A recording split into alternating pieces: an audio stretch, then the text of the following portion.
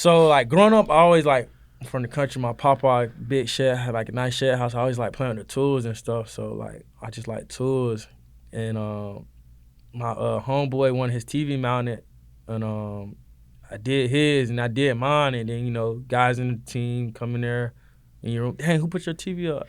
I did it. You know what I'm saying? I did it. And then it kind of turned into a business from there. What's up, everybody? My name is Adam, and I'm the host of the UKnowAdamTsang podcast, the show that is dedicated on bringing on passionate people, learning about their stories, and delivering value to entrepreneurs. So if that's what you're interested in, go ahead and follow, like, and subscribe. You know what I'm saying?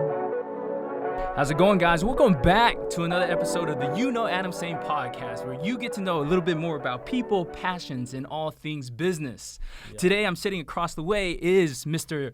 Todd Bradley-Glenn. Did I get that right? Yeah, you got it right. Welcome to the show. Appreciate you for having me on today, man. What do you like to be called? Which name do you go by? Todd? Yeah, Todd. TBG. TV. TBG? Yeah. TBG, welcome to the show. Glad to have you here. I've been reviewing you, kind of like your page and that sort of thing. I see a lot of things out there, cancer survivor, definitely kind of entrepreneurship is very much so, and also football player. So we have multiple things to talk about today, but first of all, just welcome to the show. Appreciate you having me, man. Just a blessing to be on here and just grateful for the opportunity to come through and talk to you and chop it up with you, man. Awesome. Good stuff. So let's start off a little bit about, let's start from football. Let's talk about that. You are from Valdosta? Yeah, I'm from Valdosta, Georgia, you know what I'm saying? Down south Georgia, boy. Yeah? So, yeah. Nice to have you in Statesboro. Yeah, I played for the Wildcats, Valdosta Wildcats. Man. Yeah, you do? Yeah. Very nice. And then when did you get to Statesboro? I got to Statesboro in summer 2016. How's it been? It's been a journey, a lot of ups and downs, especially like football injuries and stuff like that. It's been a long road, and it's just crazy that I'm still here, after so long, because some injuries and stuff allowed me to stick around. NCAA, so the rules. Yeah, the rules, and I got a couple waivers and things like that, COVID year and things like that. So because I tore my ACL twice. Wow. And so I got 2 years back for that. And last year, a week before the season, I ripped tore my bicep tendon off the bone. So they did a waiver for that too. And so I got another year back for that. So sounds like that was painful. Yeah, it's been 3 years. 3 years that I've been here that I've not even touched the field. Really? So, yeah, I've not even made it to the field. So yeah. This is the year? Yeah, this the year. You know? Every year, I be feeling good. And then just something happen, I really can't control that though, but I just continue to put in the work. And as long as going back to the table, talking to coach and stuff, just as long as my body and mind was like in the right place, I was gonna play. So we got us there, and right now just making it to the season to show what I can do. I love that. Tell me about, like those challenges. Like you've been training your entire life, right? Like this is something that you do day in, day out. You probably watch tape and all those different things, and then you face with kind of like the injury. Like how do you kind of like cope with that in your mind, and what do you think about, and how do you move through that? It's a mental game, but I feel like with each injury for me, it was just everyone was different. Even going back to the cancer, that was just like, I feel like that was my first big test in high school, like my junior year going to senior year. But in that one, I felt like it was like me against the world. I was fighting cancer, right? And so I got closer to God during that time. When I came to school and I tore my ACL, that was more like me versus me, because I was literally like fighting with myself. Like I couldn't do this. I didn't feel comfortable on my knee at the same time. And then ever since then, like every injury has been just a whole different, level, new challenges to it, because, everything is just, every time is different. It's not always the same injury. And like mentally, you just got to train your mind and just be tough. And, of course you got to give yourself a couple of days to, to grieve and, be sad about things. But then you got to make that decision to flip the switch and go. So the cancer came early. Yeah, cancer came early. Let's talk about that. It started my sophomore year. So I ended up hitting a guy, like towards the end of the season, hitting a guy. it was like a lump up under my shoulder, right? So I go to the sideline, I tell the trainer, like, I feel like I'm bleeding on the inside. You know, I really don't know, like, but you know, you get those feelings, and I tell them that. So boom, we take my shoulder pads off. There's a huge like lump, like somebody stuck a golf ball up under my shoulder, right? And so we didn't think much of it. It ended up going down, right? So we didn't think like the swelling went down. Yeah, the swelling went down. So we didn't think nothing of it. So we finished the rest of my sophomore year, playing a little all-star game. Go rest of my junior year, and then we played the rest of junior year. It ended up staying away. So it started to get hard, right? And then you could like feel it. It was like a rock or something in there. And then over that summer, junior year summer, we did like 7-on-7 stuff. A guy ended up hitting it, and then it got big again. Like it got so big, like I couldn't like move my shoulder. Wow. And then we was like, okay, we got to do something about this, right? And then we ended up having surgery. When did you find out it was cancer? After the first surgery. So after we thought we was taking away scar tissue, you know, I didn't have MRI or nothing, none of that. They just went in and thought we were taking that scar tissue. So we come in, boom, go to the doctor. This is like a week before spring practice, like going to your senior year. So I'm thinking like, only thing I'm thinking about is like, when can I play football? Like, that's my mindset going in there. I'm sure. And then the doctor, he sat down. So my auntie had to take me to the visit because my parents were at work. So was like, he come in there, he said, I just think there's something we should have his parents here for. Wow. Like, he pulled outside the room, and I'm just like, what are you talking about? Like, you know, I'm like 17, 18 years old. I'm like, what are you talking about? My parents eat here. So then they come in there and they tell me, and then, like, I never believed in, like, your life flashed before your eyes, but in that moment, like, it happened to me. I was like, and then it kind of registered in my head, like, he just said, like, oh, you got cancer. And then I just start crying, you know, after that. And then everything was just like a blur from then. And, you know, we had to go see the coaches. You know, parents found out. Got with them, went to the coach's office, tried to get a plan, what we're going to do and stuff like that. And you mentioned in here that it actually brought you closer with God. Yeah. So tell me about kind of like what happened during that period of time. So, you know, for like 2 weeks straight, I just cried in my room. I cried. Mad? It wasn't mad. It was just like sad. It's like you know, young and you 16, 17. When you hit cancer, the only thing I knew at the time was death. You know what I'm saying? I ain't know like treatments. Yeah, I ain't know nothing. I was just hearing cancer. I'm thinking all cancers kill you. So you feel me? That's what I'm thinking. I'm about to die. And then I used to cry so bad, like I give myself a headache. And so I did that for like 2 weeks. You know, going doctors and stuff. And then it was a Wednesday night Bible study. My mom, she came in. She said, "Do you want to go see the youth pastor?" So youth pastor at the time was Brother Andre Norwood. And we went there, told him where everything happened. He kind of broke it down. He was like, so he kind of like he got blindsided, you know, like football terms, like you got blindsided, didn't see it coming. He said, but, you know, this is your test, like that God has had for you, you know, since the day you was born. He's like, you can do two things. Where you can either use this and run away from him, like deny it, or you can use this and say, like, I was going to go through this from the day I was born, no matter what, and use this to grow closer to God. And then I just took that and I was like, well, you know, I ain't no quitter, you know, so I'm a fighter. So, like, I'm going to use this and grow close to God. And then I just start praying every night. I start, you know, just asking God to, you know, give me strength, you know what I'm saying, to bear it all, you know, all these doctor's visits and things like that. And so I feel like that was probably the closest I done been with God. Like, I don't think I missed a prayer, you know what I'm saying? From that time to just, like, the cancer being removed that whole year is just, like, I just feel like on a spiritual high, you feel me? Yeah. So that was crazy, but it was a good time. Amazing. Yeah. He does amazing things. Tell me a little bit about kind of, you know, during this period of time that, you know, you were dealing with this. Were you still able to play? Were you still, like, physically active, or, like, was all that kind of, like, pushed to the side? Nah, yeah, all that was pushed to the side. I couldn't do nothing because the type of cancer it was like an iceberg. So what we seen could have been 10% of it, right? Yeah. If it had gotten real active, it spread like a web up underneath the skin. And so when they did the first cancer surgery, they basically took a swab of my skin and they just took it all off. So it's like an open wound. It's like you scratch yourself, it's an open wound. I basically had like a big open wound, like a big circle on my shoulder, right? And it was just flesh.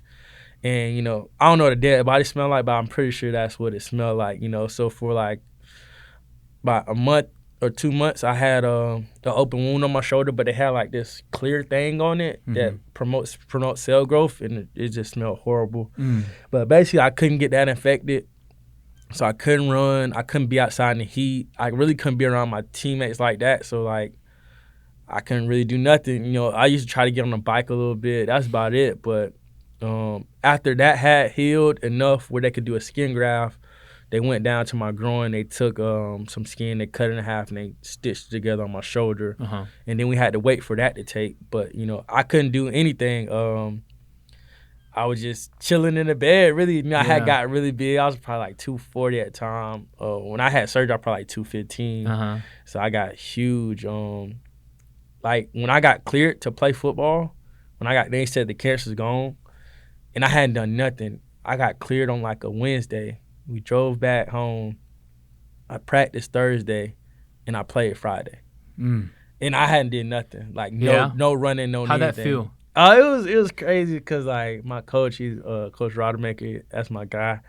You know, he was like, we gonna see if your fat ass can tackle. So we did like goal line tackling on like on the shorts day. Like, we're in shells, like short. We did goal line tackling. You know, I was able to tackle.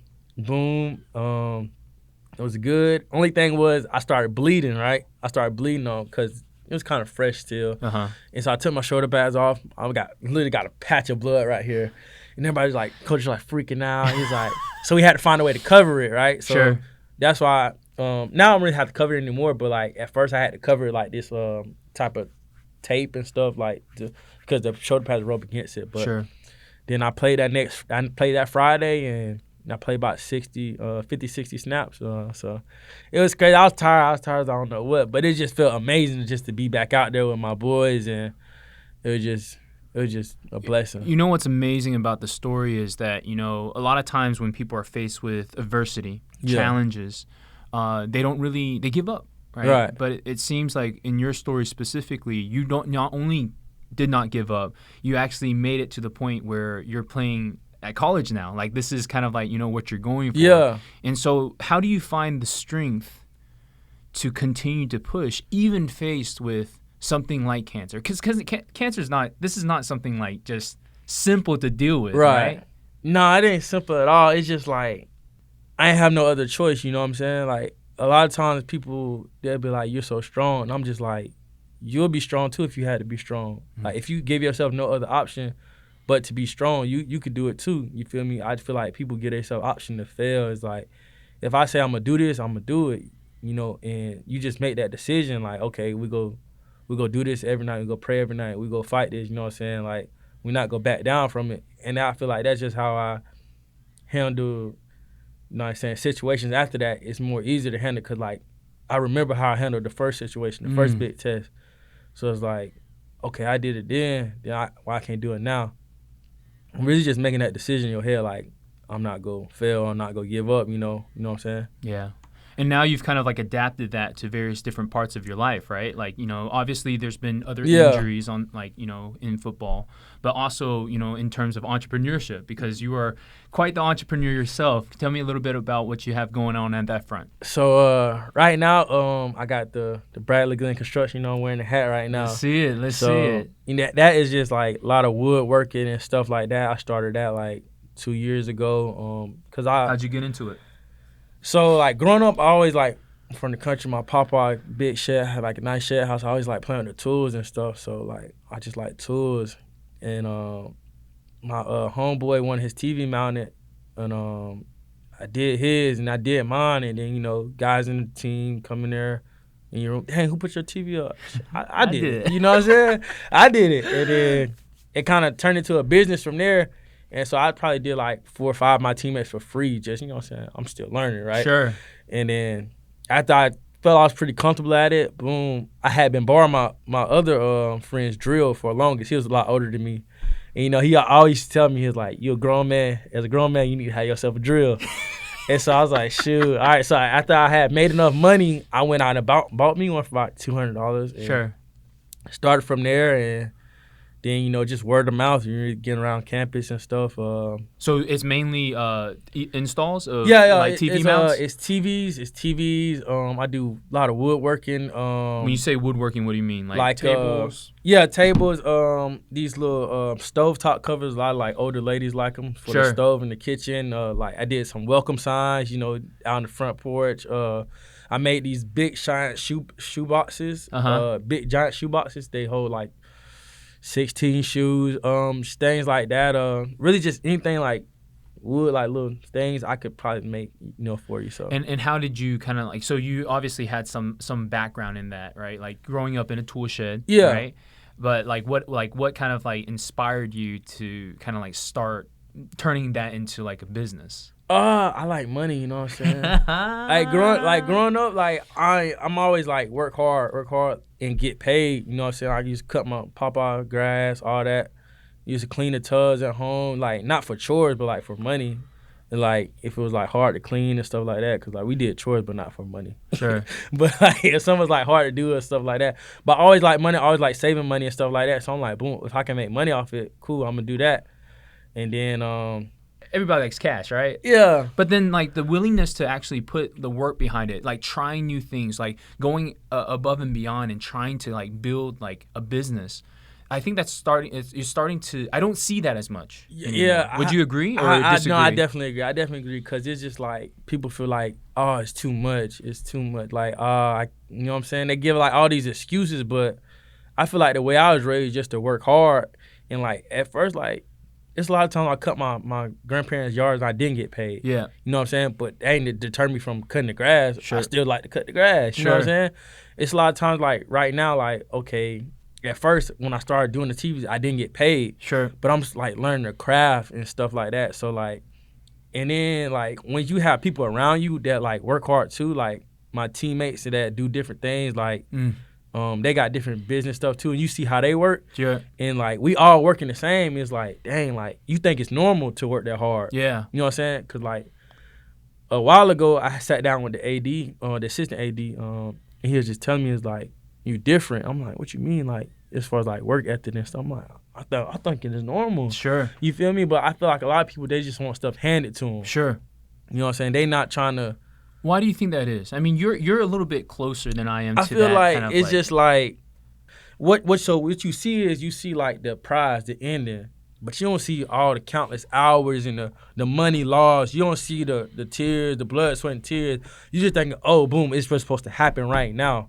And I feel like people get caught up in that and they not really seeing like the real what's really the definition of success. Yeah. And what it really take. And so it's gonna be sad when like people like my age or like old or younger, they get in the real world. Like right now, we're still in college, but when you get in the real world, you see like, oh, like you feel me? Like it's gonna be sad. It's gonna be a rude awakening. Like you still gotta go to work. You feel me? If you really want something, if you really put your mind to it, you can go get it. Yeah. And that's just some people just don't got it. You know what I'm saying? Yeah. So you have kind of like, you know, this hustle with the construction.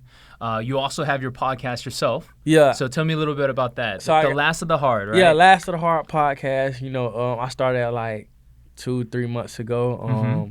I really just started it because, man, like I said, shoot, like you just got to be able to grind, work hard. So boom, me and my friend Benz, we just sitting down, chopping it up. And he real big in like all this like, you know what I'm saying, equipment, cameras and stuff, like mics and stuff. So I hit him, I said, boom, I said, Ben, I think I want to start a podcast. Uh-huh. So that probably like a week go by. I said, so I send him stuff. I'm sending him stuff like I'm asking him what I should get. So we're looking at the prices. I'm trying to get the cheapest thing available. I'm just trying to get it going because I don't got too much money, but I'm just trying to get it going. So boom, we found some mics. We was like, shoot, we could use we looked up because like we looked at cameras. The cameras like couple thousand. So I'm like, I don't got a couple thousand. I was just like, okay, boom. We found out how to do a podcast with your phone. Sure. And so we found the mics. It was like $200 for two. I was like, shoot, we just start off with 2 people right now. It don't really matter. And then I got a phone. I got like another iPhone too. So found some tripods and stuff like that, just asking around. And then we started that. And then this big thing just to get it started, you know, just get it going. And I really started because like I just wanted to be able to talk to people, you know. So I just started that just to have something to do and just to have fun, outlet. I usually like bring my teammates on there, interview them, trying to like get different athletes from around campus to come on and stuff like that, just to tell a platform so they could tell their story. Sure. Tell like things that they, done went through or go through with, athletics and stuff like that. And just their life story, it's a lot of funny people on my team, so, they like to come on there and talk. That's awesome. What is unique about this is that your unwillingness to just, your willingness to push through, right? Like, for me, I love what you said about, hey, like, the equipment is expensive. So I was looking for the cheapest option. So many people out there are waiting to get the best camera, right, the best microphone, the best light, the best setup before they even start, right? Which to me, I think is a huge mistake because it's the repetition. You don't start out the gate just like lifting heavy. Right. You gotta take the baby steps, one step at a time. But your willingness to go there and be uncomfortable is a huge thing. Yeah, it's a rare thing. You got to be humble enough to say, I got to start somewhere. That's right. You feel me? Like, even like putting up the TV, like the drill I was using at first, like $50 drill could probably break at any moment. But I got enough TVs up there I could buy me a $200 drill and just keep like stacking from there. But like that's just, you got to put your ego to the side, especially like business, and be humble enough to sit down and learn, you know what I'm saying, stuff like that, and be able to learn from other people. And especially like things like that. I reached out for help, like so many people like texted, DM. A lot of people didn't respond, but only need 1 or 2 people to respond. Yeah. Just to help me out. Hey, boom, what kind of camera you using? You know what I'm saying? I see your setup, all that. How you know what I'm saying? How you do that? How you do that? And you'll be surprised like how many people will be like, hey, I use this, I use that. Or hey, one dude even reached out. He seen I play football. He played football at LSU. He's a lot older. But they had me on their podcast. Yeah. And they gave me some tips and stuff. And it was like even more than just podcasting. It was like, hey, if you need something in life, like they seen I did, like I wanted to be like do construction and stuff. You know what I'm saying? I'm telling them I'm in school for construction management. I got a marketing degree and stuff.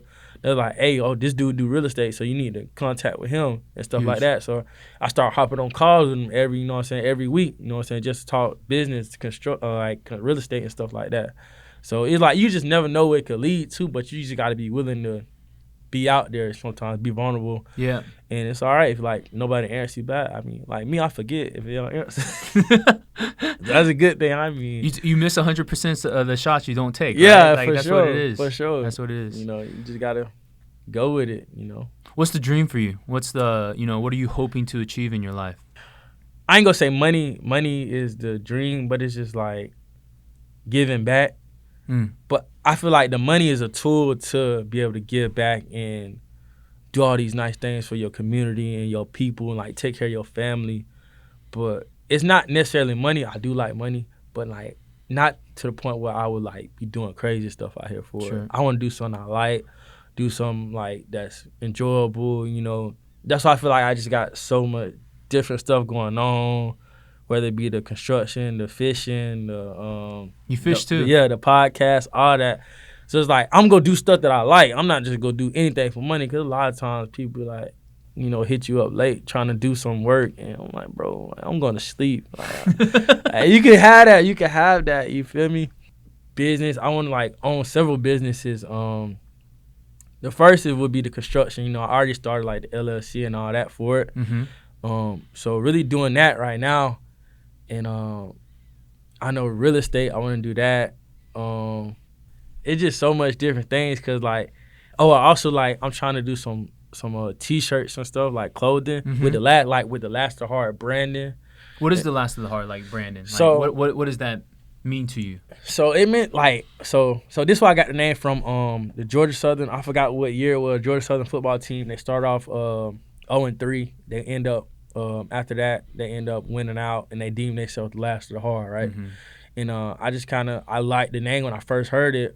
Shout out Coach Witt, he was on that team, and I just liked the name when I first heard it. And I used to write it on my towels like 2 years ago when I played, and so I kind of deemed myself the Last of the Hard. You know what I'm saying? With everything I've been through. And I was like, dang, like that's a hard name. Like I feel like I'm the last of the hard. Yeah. You know what I'm saying? So I kind of like adopted that name and respected them.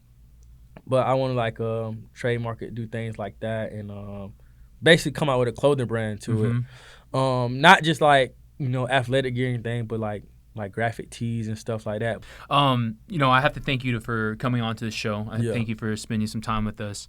Your story is extremely inspiring. I think that is, you know, my biggest takeaway of, you know, through the trials and tribulations, regardless of what it is, you find a way to push through. And I think that's going to serve you extremely well moving forward. If there's a word of advice that you have for maybe like this next generation that's coming up, what do you think it would be with everything that your experiences that you've gone through thus far?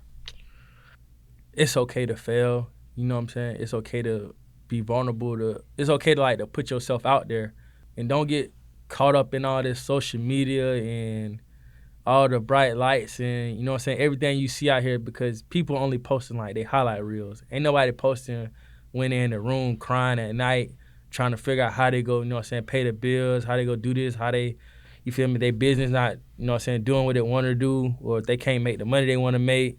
People not posting that. So don't get caught up in all the highlights and stuff. You got to know, like, you got to put in the work, you know what I'm saying. It's no, like, secret to success. Like, if you put in the work, it's going to show eventually, you know.